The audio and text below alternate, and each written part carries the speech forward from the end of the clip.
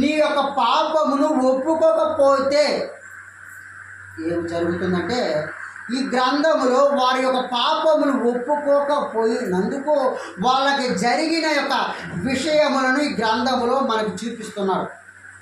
బిడ్డలారా, వాళ్ళ యొక్క పాపమును వాళ్ళు ఒప్పుకోలేదు. వాళ్ళ యొక్క పాపమును ఒప్పుకోకపోయినందుకు వాళ్ళకి నేను ఏమి చూపించానో ఒకసారి మీ గ్రంథమును పరిశీలించండి అని అంటున్నాడు దేవాది దేవుడు. ఈరోజు ఆ దేవాది దేవుడు వాళ్ళ యొక్క పాపమును పోయినందు వలన ఈరోజు ఆ గ్రంథంలో ఆది కాండము 3వ అధ్యాయము 17వ వచనం, దేవాది దేవుడు వాళ్ళ యొక్క పాపమును ఒప్పుకోయినందున ఆడ జరిగిన మొట్టమొదటిది ఆనాడు ఆది కాలంలో ఆదాము అవ్వని మన ముందు పెడుతున్నాడు. ఆనాడు ఆదాము తన యొక్క పాపమును ఒప్పుకోలా. ఆది కాండము 3వ అధ్యాయము 17వ వచనం తెలియపరుస్తున్నాడు, ఆదాము నీ యొక్క పాపమును నువ్వు ఒప్పుకోలేదు. నీ యొక్క పాపము నువ్వు ఏ విధంగా ఒప్పుకోలేదంటే, నేను నీకు ఏమని ఆజ్ఞాపించాను? నేను ఆ తోటలో ఉన్న వృక్ష ఫలములు సమస్తమును నీకు తినేదానికి ప్రతి ఒక్క ఫలములన్నిటి వృక్షములు నేను ఆడ పొందిపరిచాను, ఏర్పరిచాను. వాటిని తిని నువ్వు నీ కడుపు నింపుకొని జీవనం కొనసాగిస్తూ వెళ్ళు. కానీ అక్కడ ఉన్నదే, ఇంకో చెట్టు ఉన్నదే, ఆ చెట్టు మంచి చెడులను చూపించే వృక్షం ఉన్నది.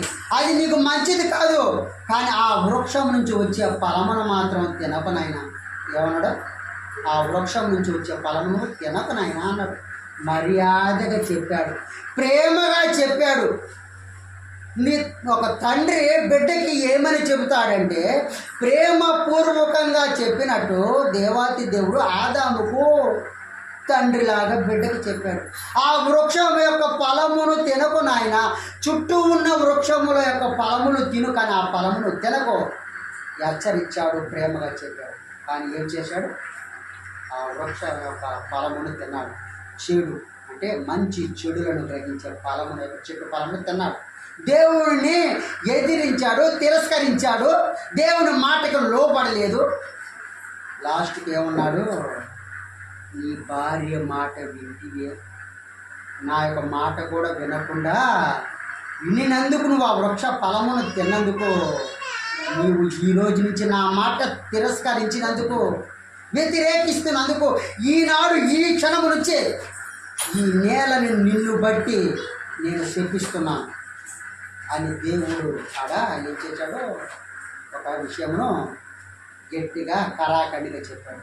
అప్పుడు ఆదాముని అడిగాడు, ఆదాము నువ్వు నా మాట ఎందుకు వినలేదయ్యా? అప్పుడు ఆదాము అంటున్నాడు, అయ్యా నా ఎముకలలో ఒక ఎముక అయినా ప్రక్కట ఎముక నుంచి తీసావు కదయ్యా నారి, నా భార్య స్త్రీని. ఆ నారి అనే స్త్రీ నా భార్య అయినది, ఆమె పండు ఇచ్చినది. ఆమె ఇచ్చిన పండు వల్ల నేను తిన్నానయ్యా, ఈ తప్పు నాది కాదు. ఏమన్నాడు నాయన? ఈ తప్పు నాది కాదు. నువ్వు నాలో నుంచి ఏర్పరిచిన ఆ స్త్రీ తినమనేది కాబట్టి, నా నారి తినమనేది కాబట్టి ఆ పండును నేను తిన్నాను, ఈ తప్పు నాది కాదు అని ఏం చేశాడు? సైడ్కి వెళ్ళాడు. ఆ యొక్క పాపమును చేసిన పాపం ఒప్పుకోరాదా. తర్వాత అవ్వ దగ్గరికి వెళ్ళాడు, అవ్వ నువ్వు చేసిన పని ఏంది? నేను ఇద్దరికి చెప్పాను కదా, అన్ని ఫలములు తినండి, అక్కడ ఉన్నది కదా ఆ వృక్షం నుంచి ఫలమును తినకని మర్యాదకు చెప్పాను కదా, కానీ నువ్వు చేసిన పని ఏంది? ఆ ఫలమును తుంచి నువ్వు తినది కాక ఒక నీ భర్త అయిన ఆదాముకి ఎందుకు ఇచ్చావు అని అడగగానే ఆవిడ ఏమన్నా తెలుసా? ఆమె కూడా ఏమన్నది? చేతులు ఎత్తేసింది, అయ్యా ఈ తప్పిదము నాది కాదు. నువ్వు ఆకాశమును సృష్టించావు, భూమిని సృష్టించావు, సమస్తమును సృష్టించావు. ఈ సృజించినందుకు వీటిలో భాగముగానే పశుపక్షాదులను కూడా తయారు చేశావు. ఈ పశుపక్షాదులను ఏర్పరిచిన భాగంలో నేలను ప్రాకే పామును కూడా నువ్వు సర్పమును చేశావు కదా. ఆ సర్పము సాతాను రూపంలో వచ్చి నా దగ్గరకు వచ్చి ప్రశ్న వేసింది. ఏం వేసింది? ప్రశ్న వేసింది. అన్నీ తినమన్నాడు కదా దేవుడు, కానీ ఆ యొక్క పండుని తింటే ఏమవుద్ది? ఏమన్నది సాతాను? ఆ పండు తింటే ఏమవుద్ది? అనే ప్రశ్న వేసిందయ్యా. ఆ ప్రశ్నకి సమాధానము నాలో నేను ఆలోచించుకుంటే, అయితే ఆ పండు తింటే ఏమవుతుంది అని అనుకొని ఆ సాతాను ఆ పండు ఇచ్చిందయ్యా. ఆ పండు నేను తిన్నాను. నేను తినేది కాక నా భర్త అయిన ఆదాము కూడా ఇచ్చాను, ఇదయ్యా అని అవ్వ కూడా అన్నది. లాస్ట్కి ఏమన్నది, అవ్వ కూడా సైడ్ అయిపోయింది. ఇప్పుడు ఆదాము తన యొక్క పాపమును ఒప్పుకోలేదు, అవ్వ తన యొక్క పాపమును ఒప్పుకోలేదు. సాతాను దగ్గరికి వెళ్ళాడు. ఈ సాతానుడు సర్పం దగ్గరికి వెళ్ళిన తర్వాత సర్పంతో అంటున్నాడు, ఏ సాతాను, అపవాది, నువ్వు చేసిన పని ఏంటి? నేను ప్రేమపూర్వకంగా నా బిడ్డను మట్టి నుంచి నేను తీసి బిడ్డల్ని నా బిడ్డలాగా నా రూపంలో నేను ఏర్పరచుకున్న ఈ బిడ్డని నువ్వు చెడు త్రోవ వైపు తీసుకొని వెళ్ళావు, తినకుండా పండుని తినిపించావు. నువ్వు చేసిన తప్పు ఏంటి అని అడిగితే సాతాను అన్నది, ఇది నాది కూడా తప్పు కాదండి, ఇది నాకు ఎటువంటి సంబంధం లేదు. నేను కేవలం ఒక ప్రశ్న వేసా, అన్ని ఫలములు తినమన్నాడు కదా, అన్ని ఫలములు తిన్నావు కానీ అన్నావు కదా, కానీ ఆ ఫలము తింటే ఏమవుతుంది? నేను ఊరిన ప్రశ్న వేసానయ్యా. ఆ ప్రశ్నకి ఆమె లోబడి తింటే ఇప్పుడు ఏమవుతుంది? అది తిన్నదయ్యా అవ్వ, నన్ను ఏం చేయమంటావు అని చెప్పి సర్పము కూడా ఏం చేసింది? సైడ్ అయిపోయింది. దేవాది దేవుడు అంటున్నాడు, ఆదాము తన పాపమును ఒప్పుకోలా, అవ్వ తన పాపమును ఒప్పుకోలా, సాతాను అనే సర్పం కూడా తన పాపమును ఒప్పుకోలా. లాస్ట్కి ఏమైంది? వాళ్ళ యొక్క మూలముగానే ఆనాడు నుంచి ఈనాడు వరకు ఈ లోకంలో పాపం అనేది వెంటాడుతూ వస్తుంది. అటువంటి పాపమును ఈరోజు నువ్వు తప్పించుకోవాలనే దేవత దేవుడు ఈ గ్రంథం ద్వారా తెలియజేస్తున్నాడు. ఇంకా ముందుకు వెళ్ళినట్లయితే మొట్టమొదటగా అక్కడ పాపము మొట్టమొదటగా పుట్టినది. అక్కడి నుంచి ఒకరొకరు సైడ్ తప్పుకుంటూ వెళుతూ ఆ పాపం ఈ లోకంలో ఈ నేల మీద పడి ఇక్కడ లోకంలో నివసిస్తున్న ప్రజల మీద వంశపారపారంగా ఆ పాపం వెంటాడుతూ వస్తుంది. ఇంకా కాస్త ముందుకు వెళ్ళినైతే ఈ పాపం అంటే ఇంకా ఎవరిని వెంటాడిందంటే, ఎవరు తన యొక్క పాపం ఒప్పుకోలేదంటే ఇంకొంచెం ముందుకు వెళితే ఆ దేవుడు మాట యెహోషువ 7వ అధ్యాయము 4, నేను శపించిన వాటిలో, నేను చెప్పిన వాటిలో అక్కడి నుంచి మీరు నా మాట మీరు లెక్క చేయలేదు, మీరు నా మాటకు మీరు లోబడలేదు, మీరు నా మాట మీరు వినలేదు కాబట్టి మీకు శాపములు కలుగును. ఇంతలో అక్కడ ఏం చేస్తాడో ఇశ్రాయేలు జనాంగానికి అక్కడ ఒక మాట చెప్తున్నాను ఆయన. ఇశ్రాయేలు జనాంగానికి శాపములు కలిగేటట్టు చేశాడు. ఆ శాపములు ఎలా కలిగేటట్టు చేశాడంటే, ఇశ్రాయేలు జనాంగం అంట యెహోవా మాట వాళ్ళు వినలేకపోయారు. యెహోవా అంటున్నాడు, మీరు నా మాట వినండి, మీరు నా మాట విని నా మాటలు గైకొని ఆ విధంగా మీరు ముందుకు వెళితే మీ ముందుకు మీ యొద్దకు శాపములు రాకుండా నేను చేస్తాను అని అన్నాడు. కానీ ఇశ్రాయేలు జనాంగం ఏం చేశారు తల్లి? ఇశ్రాయేలు జనాంగం ఏం చేశారు? ఆ శాపమును కొని తెచ్చుకున్నారు. దేవుని యొక్క మాటను వాళ్ళు ఏం చేశారు? తుంచి వేశారు. దేవుని మాట లెక్క లేకుండా పోయారు.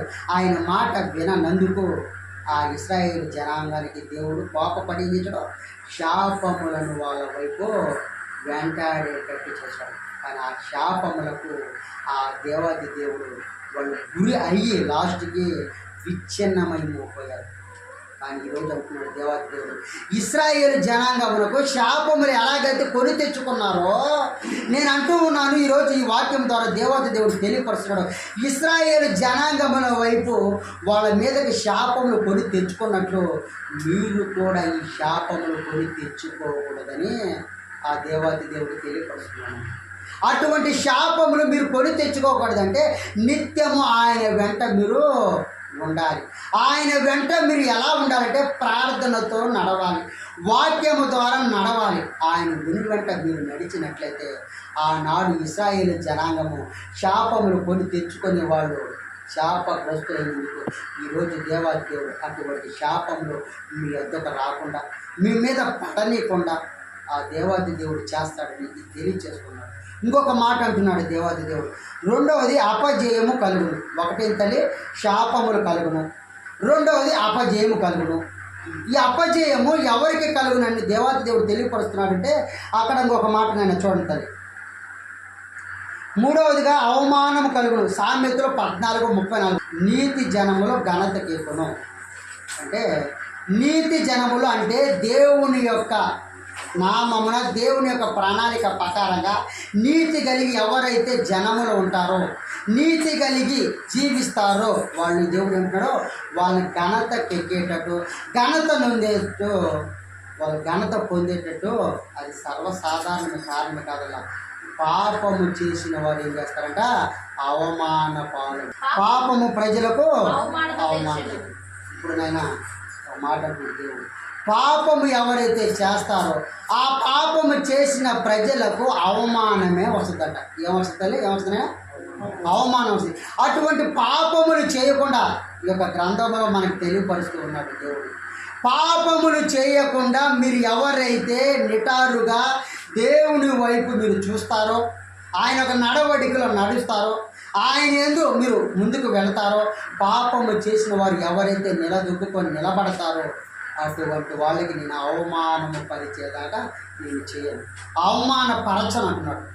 ఆనాడు ఆ జనాంగము పాపముల వల్ల వాళ్ళు అవమానము పాలయ్యారు. ఈరోజు ఈ వాక్యం ద్వారా దేవాది దేవుడు అన్నాడు, మీరు అవమాన పాలు కాకుండా మీరు పాపము చేయని వారిగా నేను ఉంటే నేను మిమ్మల్ని ఎక్కడ కూడా అవమానపరచను అని వాక్యం ద్వారా తెలియజేస్తున్నాను. అటువంటి అవమాన పాలు కాకుండా ఉండాలంటే ఆయన వైపు నువ్వు తేరి చూడాలని దేవుని యొక్క ఆశ. అలా ఆశ కలిగి ఉన్నావా? అలా ఆయన వైపు చూస్తున్నావా? చూచినట్లయితే నువ్వు ఒక పాపము నువ్వు ఒప్పుకోవాలని. అలాగే ఇంకొక మాట అంటున్నాడు, ఫస్ట్ శాపములు కలుగును, రెండు అవమానము కలుగును, మూడవది ఇశ్రాయేలు జనాంగమునకు ఏం జరిగిందంటే అపజయం కలిగింది. ఈ యొక్క అపజయం ఎలా కలిగిందంటే ఇశ్రాయేలు జనాంగము ఫిలిప్తీయుల జనాంగం ఉన్నారు. ఏమంటారు వాళ్ళ అపజయం ఎలా కలిగిందంటే ఇశ్రాయేలు జనాంగము ఫిలిప్తీయుల జనాంగము దగ్గర వాళ్ళు యెహోషువ గ్రంథంలో చెప్పినట్లు వాళ్ళు నిలవలేకపోయారంట, పారిపోయారంట. అందువల్ల అపజయము పొందారు. ఎందుకంటే అపజయము ఎందుకు పొందారంటే, ఎందుకు ఓడిపోయారంటే, ఎందుకు పారిపోయారంటే దేవుని మాట వాళ్ళు తిరస్కరించారు. ఎట్టు చెప్పాలి ఏనా? దేవుని మాట తిరస్కరించారు అంతే. వాళ్ళు దేవుని మాట తిరస్కరించారు. దేవుని మాటలో నడవలేకపోయారు కాబట్టి వాళ్ళు ఏం చేశారు? అపజయమును పొందారు. మొట్టమొదటిగా శాపములు ఎవరు కొని తెచ్చుకున్నారు? ఆదాము, అవ్వ. రెండవది అపజయము ఎవరు పొందుకున్నారు? ఇశ్రాయేలు జనాంగం. మూడవది అవమాన పాలు ఎవరయ్యారు? ఇప్పుడు అంటున్నాడు, అవమాన పాలు ఎవరవుతారంటే దేవుని యొక్క ఎరిగిన వారు, దేవుని యొక్క నడవడికలో నడిచిన వారు. వాళ్ళు ఘనత నొందటము, ఘనత పొందడము సర్వసాధారణమే. కానీ ఎవరైతే పాపము చేసి ఉంటారో, ఎవరైతే పాపం చేస్తే పాపము అనే ఒక లోకంలో పడి ఆ లోకంలో వెంటాడుతారో వాళ్ళకి అవమానము నిత్యం అడుగడుగున వస్తుంది. ఎంత చెప్పండి తల్లి, అవమానం ఎవరికి వస్తుందంట? పాపము చేసిన వారికి అవమానం కలుగుతుందంట.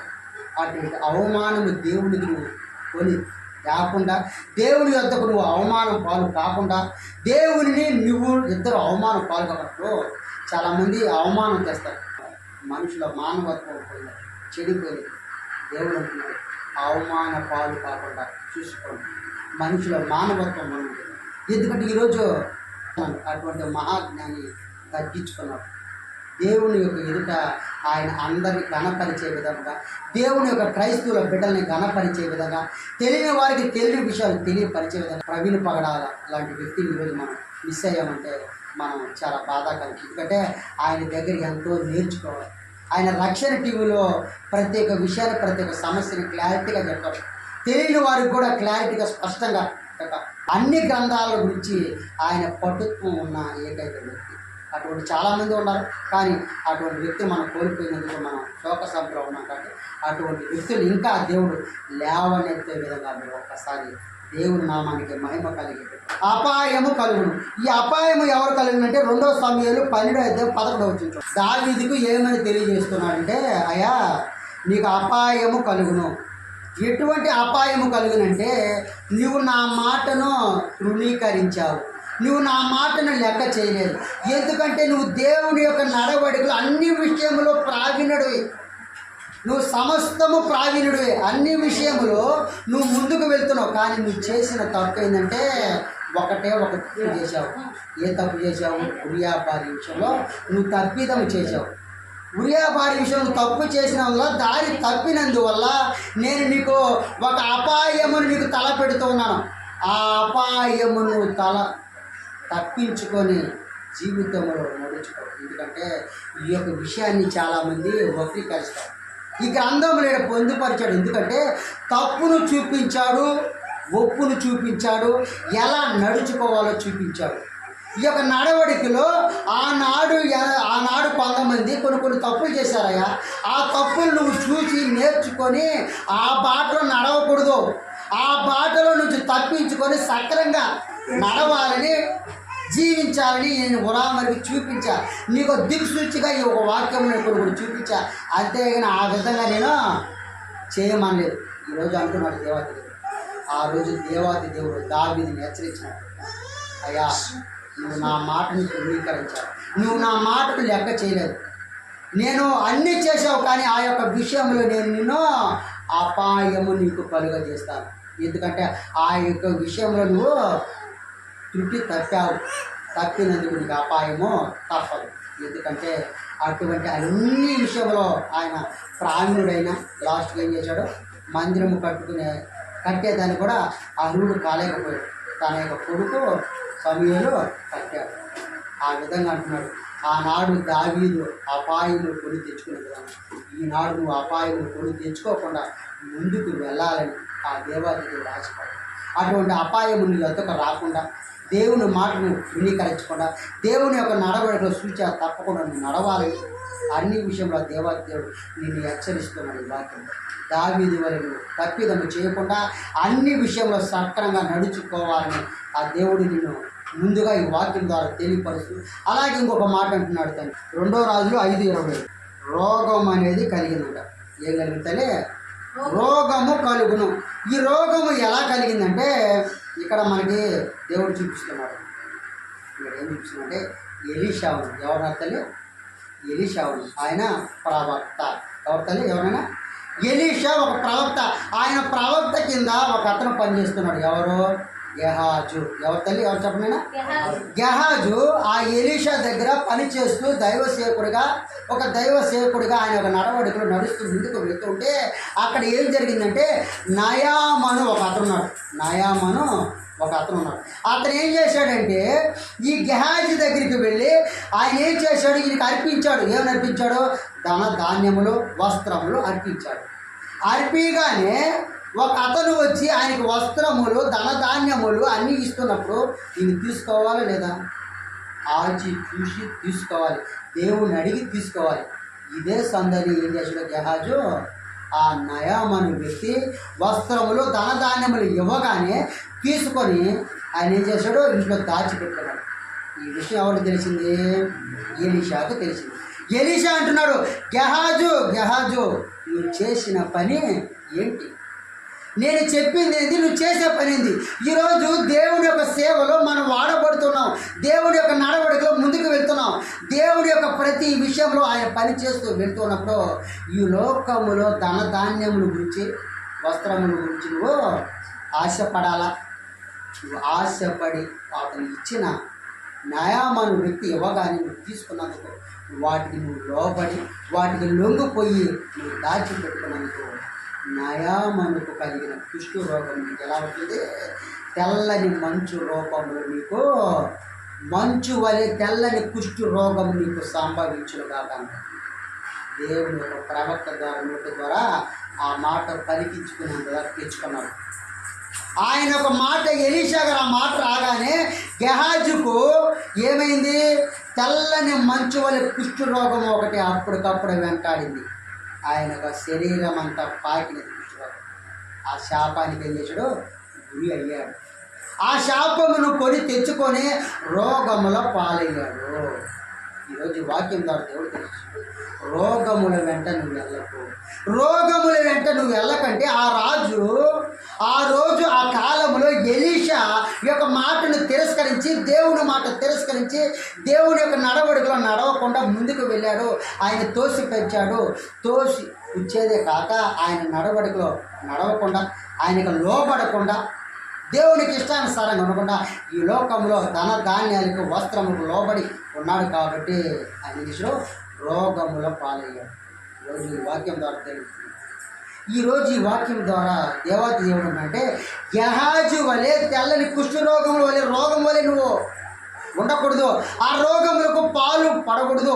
ఆ రోగములు నీ యొద్దకు రాకుండా ఉండాలంటే నువ్వు నన్ను వెంటాడు, నువ్వు నన్ను రోజారు, నువ్వు ప్రార్థనతో నన్ను అడిగినట్లయితే, నువ్వు నన్ను వెంటాడితే, నీ వాక్యము ద్వారా ప్రతినిత్యము చదివినట్లయితే నేను ఏం చేస్తాడో ప్రత్యేక సమస్త నుండి నిన్ను తొలగిస్తాను, ప్రతి రోగము నుంచి నిన్ను విడిపిస్తాను, ఏ రోగము కూడా నీ దగ్గరికి రాకుండా నేను చేస్తాను అంటున్నాడు. అటువంటి దానికి నువ్వు దరి చేరకుండా దగ్గరికి రాకుండా నీ ఎందుకు ఉండాలంటే దేవుని యొక్క వాక్యానుసారంగా నువ్వు నడుచుకో, ప్రార్థన చేసి ముందుకు వెళ్ళు. ఈరోజు అంటున్నాడు, మళ్ళా అంటున్నాడు తల్లి, మరణము కూడా కొని తెచ్చుకున్నారు. మరణము ఎవరు కొని తెచ్చుకున్నారంటే 1 సమూయేలు 2:17. ఆ యవనులు ఎవరో వాళ్ళు ఏం చేసింటే మరణము పాలయ్యేంత వరకు తెచ్చుకున్నారు. ఆ మరణము పాలయ్యేదాకా ఎవరు తెచ్చుకున్నారంటే అక్కడున్న ఏలి యొక్క కుమారులు. ఎవరు తల్లి? ఎవరినైనా ఏలి యొక్క కుమారులు మరణము దాకా కొని తెచ్చుకున్నారు.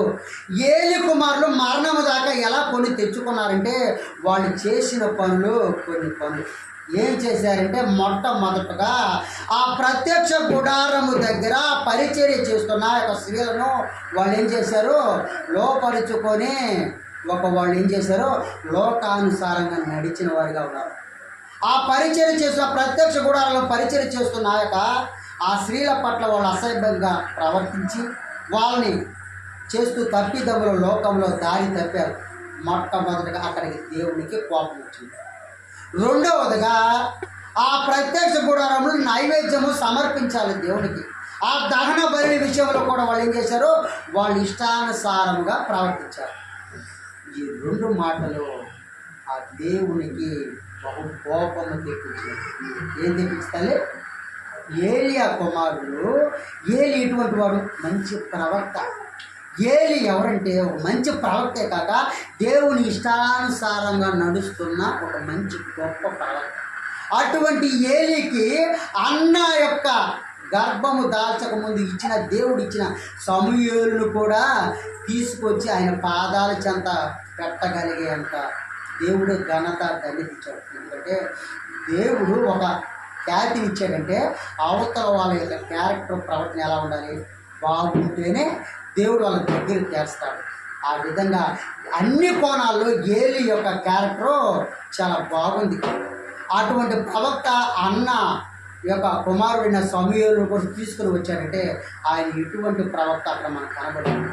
అటువంటి ఏలి దగ్గర అటువంటి ప్రవక్త, అటువంటి సమూయేలు ఆ ఉంటున్న యొక్క మందిరంలో ఉంటున్న వ్యక్తి దగ్గర ఏం జరిగింది, ఏలి యొక్క కుమారులు దేవుని లేని వారిగా ఉన్నారు, పాపము చేసిన వారిగా ఉన్నారు. దేవునికి ఇష్టము ఆయన ఇష్టానుసారంగా ఇష్టానుసారంగా నడవకుండా వాళ్ళు ఇష్టానుసారంగా ప్రవర్తిస్తూ ముందుకు వెళ్ళారు. నైవేద్య విషయంలో తప్పిదం చేశారు, కాక స్త్రీల విషయంలో తప్పు చేశారు. కానీ దేవుడు చూశాడు వారికి మరణ పాలు అయ్యేటట్టు చేశాడు. ఈరోజు అంటున్నారు, అటువంటి మరణమును కొని తెచ్చుకోకూడదని, అటువంటి మరణముని దగ్గరికి రాకూడదని, అటువంటి దేవునికి కోపమును తెప్పకూడదని, దేవునికి ఇష్టానుసారంగా నువ్వు నడవాలని ఏలి యొక్క కుమారుని ఈరోజు తెలియపరచిన వాక్యం ద్వారా. ఏలి కుమారులాగా నువ్వు నడుస్తావా? సమూయేలు వలె నువ్వు నడుస్తావా? అక్కడ ఇద్దరు చూపిస్తున్నాడు. అక్కడ మనం ఒకటి ఏలి కుమారులాగా నడుస్తావా, సమూయేలులాగా నడుస్తావా? సమూయేలు తన పాలు విడిచినప్పటి నుంచి, అక్కడి నుంచి తన పాలు విడిచినప్పుడు అంటే చిన్న పిల్లవాడి కాడి నుంచి ఆ తల్లిగారు రాగానే ఆ మందిరంలో ఆ ఏలికి అప్పచెప్పేసింది, ఇక నుంచి నువ్వే చూసుకోయా అని చెప్పబట్టి సమూయేలు గొప్ప ప్రవక్త అయ్యాడు, మహాజ్ఞాని అయ్యాడు, సామ్రాజ్యాన్ని పాలించే గొప్ప వ్యక్తి అయ్యాడు. అటువంటి సమూయేలు చూసి నువ్వు నేర్చుకోవాలని అన్న అదిగో ఏలి కుమారుల వలె నువ్వు నడవకూడదని దేవుడు తెలియపరుస్తున్నాడు. ఒకవేళ ఏలి కుమారులుగా నడిస్తే మరణము పాలు కాకుండా తప్పదు. అటువంటి మరణము నువ్వు పొందుకోకూడదని, అటువంటి దరి చేరకూడదని, అటువంటి దగ్గరికి నువ్వు పాకూడదని, ఏలి కుమారులాగా నువ్వు కాకూడదని, సమూయేలులాగా నువ్వు నడుచుకోవాలని, ఆయన యందు నువ్వు నడవాలని దేవుడు ఆశపడు. 2 సమూయేలు 12:10 యుద్ధములు ఎలా కలుగునంటే చెప్తా ఉన్నాడు. దావీదుతో ఒక మాట అంటున్నాడు, అయ్యా నీవు నా మాట లెక్క చేయలేదు, ప్రతి ఒక్క విషయంలో నువ్వు నడిచావు, నా మాటలు ఆ యొక్క విషయంలో తృణీకరించావు, లెక్క చేయలేదు, నా మాటను తిరస్కరించావు, అన్ని విషయంలో నువ్వు ఒక ప్రణాళిక ప్రకారంగా నడిచావు, కానీ ఆ యొక్క విషయంలో నువ్వు తప్పిదము చేశావు కాబట్టి నీకు ఇక్కడి నుంచి నీకు యొక్క విషయంలో నీ సంతానములకు అంతా నీ యొక్క సామ్రాజ్యం బట్టి నేను ఇక్కడి నుంచి యుద్ధము కలిగేటట్లు నేను నీకు చేస్తాను. యుద్ధం అనేది ఏది తెలుసా? ఆనాడు ఆ కాలంలో యుద్ధములు ఒకరినొకరి పట్ల, సామ్రాజ్యాల పట్ల ఒకరినొకరు పోట్లాడుతూ ఒకరినొకరు కత్తులు కటారులతో యుద్ధములు జరిగాయి. కానీ ఈరోజు అంటున్నారు ఇక్కడ యుద్ధము అనేది ఆ కాలంలో ఫిలిష్తీయులకు ఇశ్రాయేలు జనాంగానికి యుద్ధం జరిగింది. అట్లా చాలా సామ్రాజ్యాలు ఒకరినొకరి పట్ల, సామ్రాజ్యాల పట్ల యుద్ధములు జరిగాయి. కానీ అంటున్నాడు దావీదు కాడికి వచ్చేలేకే నువ్వు నా మాటను తిరస్కరించావు, నువ్వు నన్ను లెక్క చేయకుండా ఆ యొక్క విషయంలో తప్పిదము చేసినందుకు ఇక నుంచి నీకు నీ సంతానములకు ఇక నుంచి నీకు యుద్ధములు కలిగేటట్లు నేను చేస్తాను. ఆ విధంగా దావీదు విషయంలోనూ సమూయేలు యొక్క విషయంలోనూ అన్ని విషయంలో యుద్ధము కలిగేటట్లు దేవాది దేవుడు చేశాడు. అటువంటి యుద్ధములు జరగకూడదని, అటువంటి యుద్ధములు ఇప్పుడు అంటున్నాడు మనసులో ఉన్న యుద్ధము. మనసులో ఉన్న యుద్ధం ఏంటంటే నువ్వు బాధపడుతున్న ప్రతి ఒక్క విషయములో నువ్వు దిగులు పడుతున్నావా? ఈ యొక్క వ్యాధి యందు నువ్వు దిగులు పడి యుద్ధములో కొట్లాడుతున్నట్టు నీ యొక్క నా రోగం ఎట్టుపోద్ది, నా మనసు ఎట్టుపోతుంది, నా పరిస్థితి బాగలేదే, నా బిడ్డల భవిష్యత్తు బాగలేదే, నాకు ఆరోగ్యం సరిగా లేదే, నా కుటుంబము యొక్క పరిస్థితి బాగలేదే, అన్ని విషయములు నువ్వు మనసులో కలవరపడే యుద్ధముల వలె నువ్వు మనసులో కొట్లాడుతున్నావా? ఈరోజు ఈ వాక్యం ద్వారా తెలియపరుస్తున్నాను.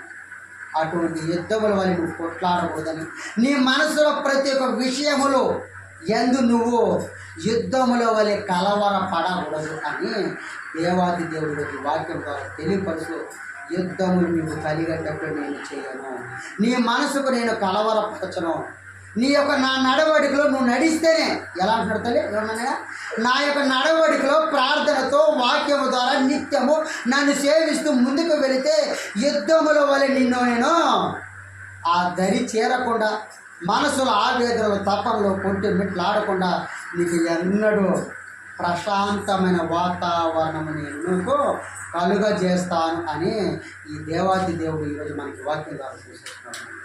మళ్ళా అంటున్నాను, మొట్టమొదటిగా దేవుడు అంటున్నాడు కొన్ని విషయములు, దాదాపు 7 విషయంలో దేవుడు తెలియపరచాడు. మొట్టమొదటిగా వారి యొక్క పాపం ఒప్పుకోకుండా జరిగిన సంభాషణ ఏంటంటే, మొట్టమొదటిగా శాపములు కలుగును. ఏం తల్లి చూడండి, తల్లి నాసారి చూడండి. నేను ఫస్ట్ ఏం జరిగింది, వాళ్ళ యొక్క పాపమును ఒప్పుకోవాలా. ఎవరెవరో వాళ్ళ యొక్క పాపమును ఒప్పుకోలేదో దేవుడు ఈ వాక్యం ద్వారా తెలియపరచంటే, మొట్టమొదటిగా శాపములు కలిగినాయి. మొట్టమొదటిగా శాపములు ఎవరు కలిగినట్టే ఆదాము అవ్వ యొక్క విషయంలో ఆనాడు వాళ్ళ యొక్క పాపమును ఒప్పుకోలేదు కాబట్టి వాళ్ళు శాపమును కొని తెచ్చుకున్నారు. ఏనా మొట్టమొదటిగా వాళ్ళు శాపం కొని తెచ్చుకున్నారు. రెండవ మాట ఆడంటున్నాడు అపజయము కలుగును. ఏం తెలియ మాట, రెండవ మాట ఏంది, అపజయము కలుగును. ఈ అపజయము ఎవరెవరు కలిగింది? ఇశ్రాయేలు జనాంగానికి, ఫిలిష్తీయుల జనాంగానికి. ఇశ్రాయేలు జనాంగము ఫిలిష్తీయుల జనాంగం ముందు వాళ్ళు ఎదుట నిలబడలేక పారిపోయారు. వాళ్ళు ఎందుకు పారిపోయారంటే దేవుడి యొక్క నడవడికలో నడవలేక, దేవుడి యొక్క మాటానుసారంగా వాళ్ళు నడుచుకోక, ప్రతి ఒక్క విషయంలో దేవుణ్ణి తిరస్కరిస్తూ, వ్యతిరేకిస్తూ, ద్వేషిస్తూ, దూషిస్తూ వాళ్ళు ఇష్టానుసారంగా ప్రవర్తించారు. కాబట్టి ఆయన మాట వినలేదు. కాబట్టి ఫిలిష్తీయుల ఎదుట ఇశ్రాయేలు జనాంగం ఏం చేశారో అపజయము పాలయ్యారు. అపజయము పాలయ్యారు. శాపములు కొని తెచ్చుకున్నారు ఆదామవలు. ఇశ్రాయేలు జనాంగం అపజయము పాలయ్యారు. మూడవదిగా అవమానము కలుగును. ఈ అవమానం ఎవరు కలుగును? మూడవదిగా అవమానము ఎవరు కలుగునంటే, దేవుడి యొక్క నడవడికలో నడవకుండా సామెతల గ్రంథంలో తెలియపరిచాడు. నీతిమంతులు ఏం చేస్తారో ఆయనకి ఇష్టమైన వారంట. పాపము చేస్తూ ప్రతి నిత్యం ఆ పాపము ఊబిలో నడిచిన వారికి ఏం చేస్తుంది? ప్రతి ఒక్క క్షణము, ప్రతి ఒక్క విషయంలో, ప్రతి ఒక్క దగ్గర ఎక్కడైనా సరే అవమాన పాలవుతారు అని, మూడవదిగా అవమాన పాలవుతారని దేవుడు తెలియజేసుకున్నాడు. నాలుగవదిగా ఆయన ఏమంటున్నాడంటే తల్లి, అపాయము కలుగును. అపాయము కలుగును. ఈ అపాయము ఎవరు కలిగినది? ఈ అపాయం ఎవరు కలిగినది? దావీదుకు అపాయం కలిగింది. ఎందుకంటే ఆయన జీవితంలో చేసిన తప్పును బట్టి దేవుడు ఏం చేశాడు? అపాయము కలిగేటట్టు చేశాడు. దావీదు వలె నువ్వు అపాయము కొని తెచ్చుకోకూడదని ఈ వాక్యము ద్వారా దేవుడు తెలియపరుస్తున్నాడు. అటువంటి అపాయము నీ దగ్గరికి రాకుండా దేవుడు తెలియపరుస్తున్నాడు. అలాగే నాలుగవదిగా నాయన చెప్తున్నాను, రోగము కలుగు. ఈ రోగం ఎవరికి వచ్చిందంటే గెహాజుకు వచ్చింది. ఎవరికి వచ్చింది? ఎవరికి వచ్చినా గెహాజీ వలె నువ్వు రోగము కొని తెచ్చుకోకూడదని ఆ దేవుడు తెలియపరుస్తున్నాడు. ఆ తర్వాత మాట, యుద్ధములు కలుగును. యుద్ధములు ఎట్ట? దావీదు యొక్క మాట అనుసంధానంగా దేవుని యొక్క ప్రణాళిక నడవ లేకుండా తప్పిదము చేసినాడు కాబట్టి ఆయన యొక్క సామ్రాజ్యంలో ఆయన యొక్క నడవలను బట్టి యుద్ధములు కలిగేటట్లు చేశాడు. ఎందుకంటే వీళ్ళందరూ ఏం చేశారు తల్లి? ఏం చేశారైనా వాళ్ళకి పాపమును ఒప్పుకోవాలి. అంతే కాదు, ఏంటైనా వాళ్ళ పాపమును వాళ్ళు ఒప్పుకోలేదు కాబట్టి వాళ్ళు యుద్ధములు పాలయ్యారు. రోగములు కొని తెచ్చుకున్నారు, అపాయములు కొని తెచ్చుకున్నారు, శాపములు కొని తెచ్చుకున్నారు. లాస్ట్గా అంటున్నాడు, ఆ లాస్ట్ మాట ఏంటంటే మరణము కలుగును. ఈ మరణము ఎవరు కలిగింది? ఎవరు కలిగింది? లాస్ట్ మాట మరణము ఎవరు కలిగిందంటే ఏలి యొక్క కుమారుడికి కలిగింది. ఈ మరణము ఏలియా కుమారుడికి మరణము ఎలా కలిగిందంటే వాళ్ళు రెండు విషయంలో, ఒకటి ప్రత్యక్ష గుడారములో దేవునికి ఇష్టానుసారమైన నైవేద్యము దహన బలులు పెట్టకుండా వాళ్ళ ఇష్టానుసారమైన నైవేద్యములు పెట్టారు. రెండవదిగా ప్రత్యక్ష గుడారంలో పరిచర్యము చేస్తున్న ఆ పరిచర్య చేసిన స్త్రీల పట్ల వాళ్ళు అసభ్యకరంగా ప్రవర్తించినందువల్ల, వాళ్ళు చేసిన తప్పుల వల్ల దేవుని యొక్క కోపము తెచ్చుకున్నారు. కాబట్టి మరణము పాలు అయ్యారు. ఓకేనా? ఇన్ని మాటలు దేవుడు 7 మాటలు నాయన నా సారి చూడండి, ఒకసారి ముగిస్తాను. 7 మాటలు తెలియచేశాడు. ఎవరెవరు వాళ్ళ యొక్క పాపమును ఒప్పుకోలేదు కాబట్టి వాళ్ళకి జరిగిన సంభాషణ, శాపమును కొని తెచ్చుకున్నారు, అవమాన పాలయ్యారు, అపాయము కొని తెచ్చుకున్నారు. ఆ విధంగా దేవుడు చేస్తున్నారు. రోగమును కొని తెచ్చుకున్నారు, మరణము కొని తెచ్చుకున్నారు, వాళ్ళ యొక్క రోగములకు పాలయ్యారు. ఇలాగ 7 విషయములైంది దేవుడు ఏం చేస్తాడు తెలియపరుస్తున్నాడు. ఈ 7 విషయములకి నువ్వు లోబడతావా? వాటిని సరిదిద్దుకుంటావా? వాటి ఎందుకు భారీ పడకుండా ఉంటావా? వాటిని భారీ పడకుండా, వాటి ఎందుకు పడకుండా జాగ్రత్తగా ఉండాలని ఈ 7 విషయముల పట్ల దేవుడు మళ్ళీ ఒక్కసారి తెలియజేస్తాడు. శాపము కలగకుండా నువ్వు తప్పించుకోవాలి. దేవుని యొక్క శాపము నువ్వు యొక్క లోబడకూడదని, దేవుని యొక్క శాపము తెచ్చుకునేంత నువ్వు తెచ్చుకోకూడదని, రెండవది అపజయము పాలు కాకూడదని, అపాయము నీ యొద్దకు రాకూడదని, అవమాన పాలు నువ్వు కాకూడదని, తర్వాత ఇంకో మాట అంటున్నాడు, రోగము నీ యొద్దకు రాకూడదని, యుద్ధములు నీ ఎందు మనోవేదన పడి నువ్వు వారి యొక్క సమస్యల వల్ల యుద్ధములో కొట్టి మెట్టలాడుతున్నట్టు నీ మనసులో నువ్వు అంటున్నావా? మనసులో కొట్లాట మాట్లాడుతున్నావా? యుద్ధంలో లేక నీ మనసు నేను ప్రశాంత వాతావరణంలోకి నేను తీసుకొని వెళ్తానని, యుద్ధంలో కలిగేటట్లు ఆ యొక్క విషయం నుంచి నువ్వు తప్పించి నీకు వాతావరణం, ప్రశాంత వాతావరణం నీకు, నీ కుటుంబానికి, నీ మనసుకు ప్రశాంత కలుగజేస్తాను. లాస్ట్గా మరణము నుంచి నిన్ను నీ యొద్దకు రాకుండా, దరి చేరకుండా నేను కాపాడుతాను. ఈ 7 విషయములు చేశాడు. లాస్ట్ కంటున్నాడు, ఇప్పుడు నువ్వు చేయవలసింది ఈ 7 విషయములు జాగ్రత్త వహించి జాగ్రత్తగా నడుచుకొని లాస్ట్గా ఇప్పుడు ఇక్కడి నుంచి నువ్వు చేయవలసిన పని, ఇక్కడి నుంచి నువ్వు చేయవలసిన పని కొన్ని మాటలు తెలియపరుస్తున్నాడు. ఫస్ట్ గంట ఇక్కడ నువ్వు చేయవలసిన మాటలు ఏంటంటే, ఫస్ట్ నీ యొక్క ప్రతి ఒక్క పాపమును ఒప్పుకోవాలి. నువ్వు చేయాల్సిన పని తల్లి, ప్రతి ఒక్క పాపమును ఒప్పుకోవాలి. రెండవది ప్రతి ఒక్క పాపమును నువ్వు ఏం చేయాలి? సరిదిద్దుకోవాలి. ఏం చేయాలి? ఎంత చెప్పండి? సరిదిద్దుకోవాలి. మూడవదిగా నువ్వు తప్పు చేసిన ఎడల ఆ యొక్క పాపమును కప్పిపుచ్చుకోకూడదు. ఆనాడు మోషే చేశాడు, ఒక మనిషిని చంపి పూర్తి చేశాడు, కానీ ఆ పాపమును కప్పిపుచ్చాడు. కానీ ఏం చేశాడు? దేవుడు ఏం చేశాడు? బయలుపరిచాడు. మోషేలాగా పాపమును కప్పిపుచ్చుకోకూడదు, దావీదు వలె చేసిన తప్పిదాన్ని కప్పిపుచ్చుకోకూడదు అంటూ ఉన్నాడు. ప్రతి ఒక్క పాపాన్ని దాచిపెట్టుకోకూడదు. ఏంటంటే ఎంతలే ఒకసారి పాపాన్ని దాచిపెట్టుకోకూడదు. ప్రతి ఒక్క పాపాన్ని ఒప్పుకోవాలి. ప్రతి ఒక్క పాపమును, ప్రతి ఒక్క విషయమును ప్రభు దగ్గర కన్నీటి ప్రార్థన చేసినట్లయితే, ప్రభు దగ్గర కన్నీటి ప్రార్థన చేసి ఆయన ఎందుకు ఒప్పుకొని వేడుకున్నట్లయితే నువ్వు చేయాల్సిన పని లేదు. లాస్ట్గా తద్వారా నువ్వు ఫైనల్గా దేవుని యొక్క విషయము దగ్గర నుంచే ప్రతి ఒక్క పాపము యొక్క విషయాన్ని, పాపముల యొక్క విషయములను, ప్రతి ఒక్క ఒడిదుడుకులను, అన్ని సమస్యలను దేవుని యొక్క కృప కటాక్షము ద్వారా నీ పాపములను ఆయన పాదాలు చెంత నువ్వు కడుక్కున్న వాటివైతే కడుక్కోవాలని, ఆయన పాదాల చెంత చేరి పాపములు కడుక్కోవాలని ఆ దేవాది దేవుడు ఆశపడుతున్నాడు. ఇక నుంచి నువ్వు ఆ విధంగా ఒప్పుకోకుంటున్నావా? ఒప్పుకోగలుగుతావా? అలాగ ఒప్పుకుంటాను, అలా నడుస్తాను అన్నవాడు అటువంటి ఒప్పుకోవాలని, అలా ఉండాలని దేవుడు మీకు తెలియపరుస్తున్నాడు. మరి ఒక్కసారి చెప్తున్నాను నేను, నీ యొక్క పాపమును దాచిపెట్టుకోకూడదు.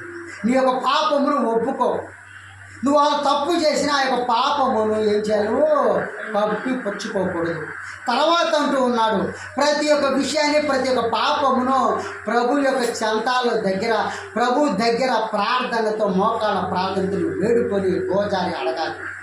అలాగే ఫైనల్గా దేవాది దేవుడు అంటున్నాడు, ప్రతి ఒక్క విషయాన్ని, ప్రతి ఒక్క పాపాన్ని వేచాలి ప్రభు యొక్క దేవుని యొక్క కృప కటాక్షము ద్వారా ఆయన పాదాల చెంత, ఆయన పాదాల దగ్గర పాపం అనేది కడుక్కోవాలని ఆశపడుతూ ఉన్నాడు. అటువంటి ఆశ కలిగిన వాడివైతే, నీ పాపమును ఒప్పుకున్న గాడివైతే ఇప్పుడే నువ్వు దేవుని యందు వెంటాడి ఆయన గోజారి అడగతావని ఆశపడుతూ